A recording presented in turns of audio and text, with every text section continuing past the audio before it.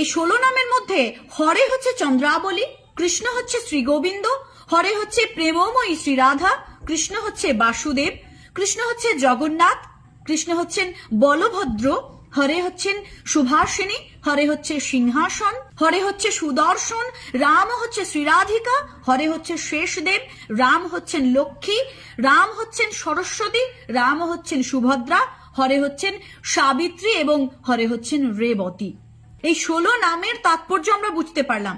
সেই সঙ্গে আসুন আজকে আলোচনা করি 32 অক্ষর, অর্থাৎ এই হরের হ রে আলাদা আলাদা করে কি হতে পারে সেটা নিয়েও আজকে বিস্তারিত আলোচনা করব।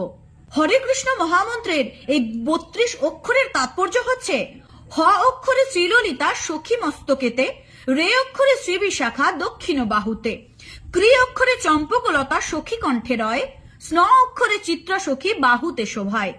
হ